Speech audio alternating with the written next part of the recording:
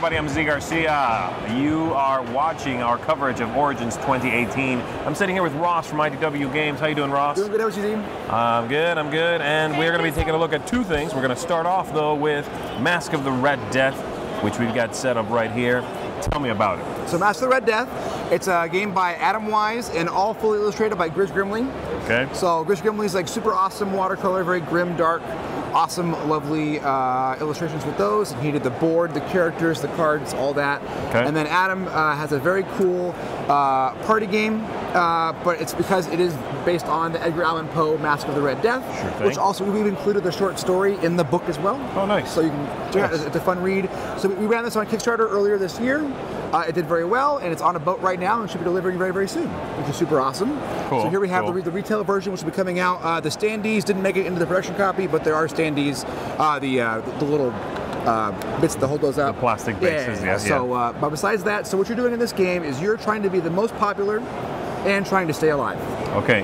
So throughout the game, you're going to be playing different cards. On your cards here, which will have things like discuss, or jest, or personality, and they all have different things which you can do to other characters, or that you can do to boost yourself up. Okay. Right. So you want to be in the room with Prince Prospero, and he'll be around in the different rooms of his hall, and as you have the party, and so you are either going to be hanging out with him and partying up with him, dancing and having good times, or gossiping and trying to ruin other players' ability. And so you'll be on the board with your little marker here, and each character has their own character board, which then matches up with their standee and with their little icon. Okay. And so what you're going to be doing is, we'll totally put it up there for everybody to see, which is super cool. And so you're going to be moving across the board, playing these cards here, and moving up your score. Okay. And what's fun is that no two players can be on the same space. Okay. So you're going to be jumping around a lot. There's going to be a lot of... So you leapfrog each other if you would land there. Okay. And whether you go back or forward, there's a lot of leapfrog there, which is pretty cool. Okay. And so as you're doing that, you can jump up, but at the same time, you're also going to be exploring and finding out which room the Red Death is going to be in at what time, because when midnight comes around and the Red Death arrives, you don't want to be in the same room as him as the final bit. And so during the game, you're going to be looking at these different cards here, which I just put the full deck. Usually it's going to be one card per stack, but those cards will have you can flip one over. It'll have a number and what color.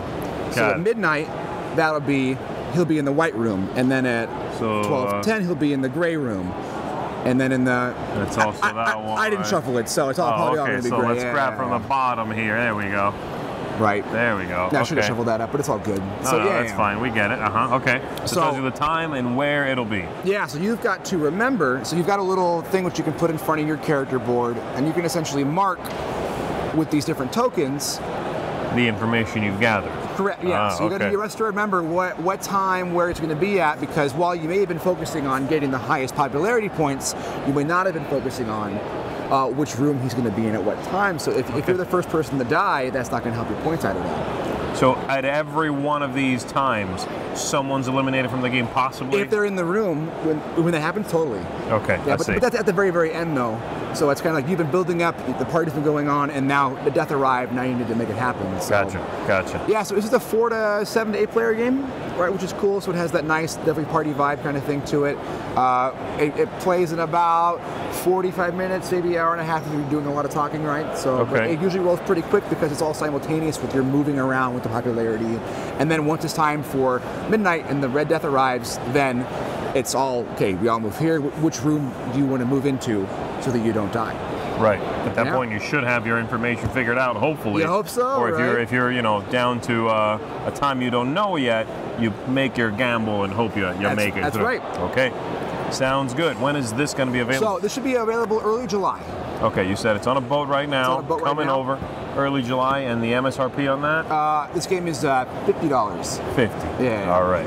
So there you go. Coming out soon from IDW. Mask of the Red Death for 50. Yeah. And we've got another game over there you're going to show us. So I'm going to go ahead and scoot this over. Sounds good. We'll scoot it on over, do our thing. We'll deal with it. It's all good. You can tell me what else you've got over there. Yeah, we can scoot a little bit too, or? Yeah, we could try to do that. There we go. We'll just push it down there. So you've got a game based on Deathnote. Deathnote, that's right. And so it's a Jordan and Mandy game.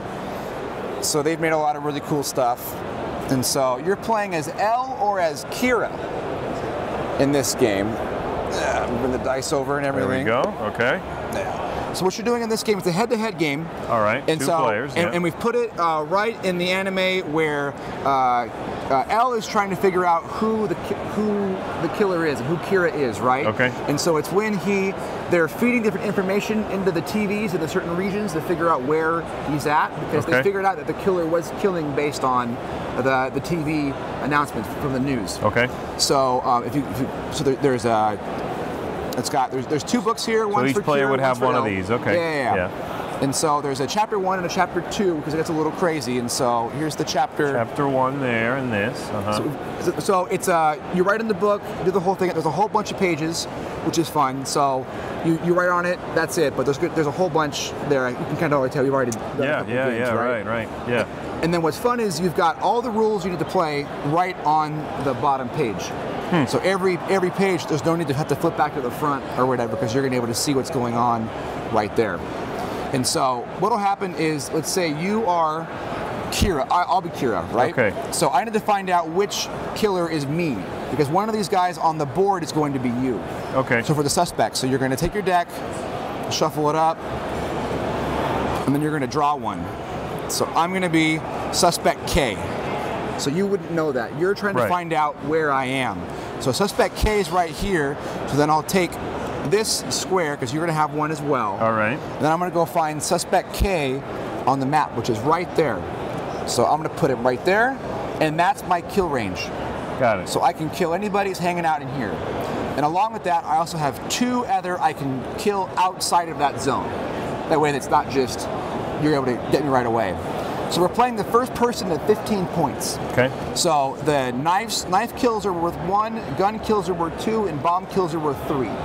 Okay. So you can see there's different little guys there that are doing different stuff. So now that I've picked my guy and you've picked your thing, so how would I pick mine then? You're gonna, well, you've got this thing. You've just got it. I'm not using it yet, but I've got it. You need to find out where I am. Okay, got it. Right, and so at the beginning of each turn. I mean, I'm pretty sure you're a K, but you know. Well, now that you have the inside information, right? Really good at this game, clearly. Yeah. So you'll have.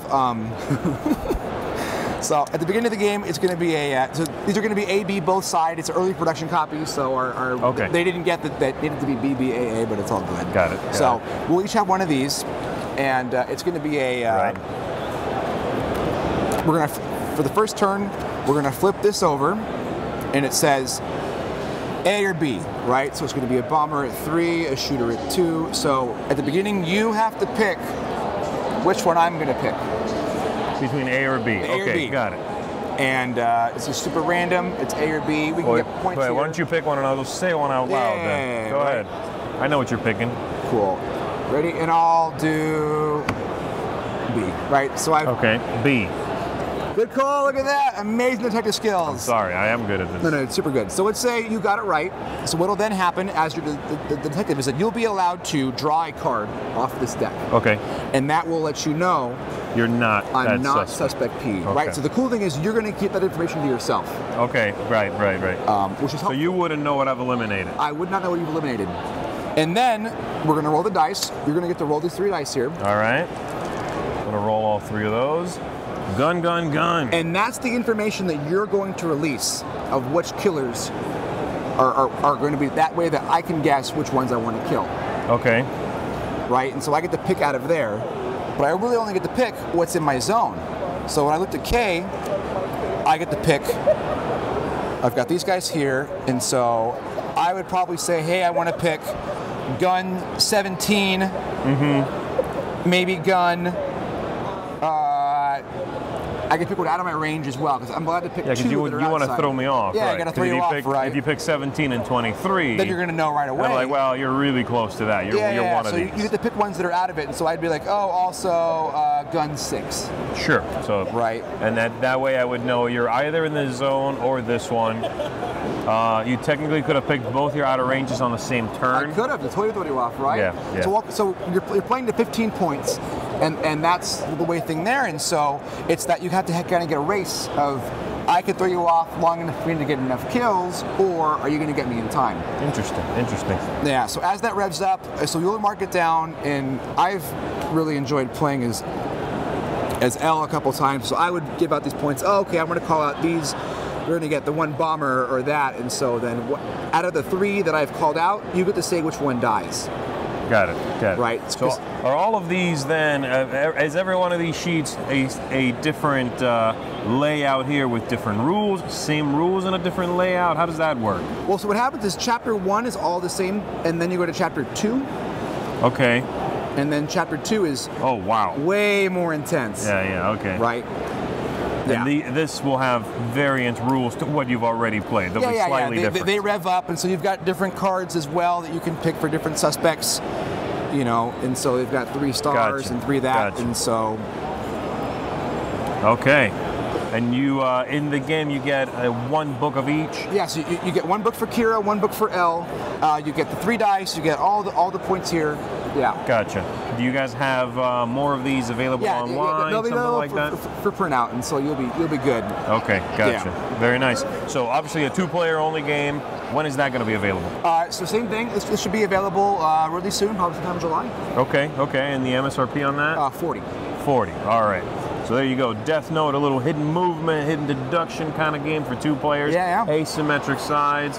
So you can play once, then switch sides and play again. Yep. Now you've got the other role. You know it. Very cool. Yeah, that seems neat. So yeah, these are both cool looking games, man. I appreciate you coming by and showing them to me. It's good talking to you. Always good. Yeah, and thank you all for tuning in and checking this out. Keep an eye out for the games. We'll see you on the next one.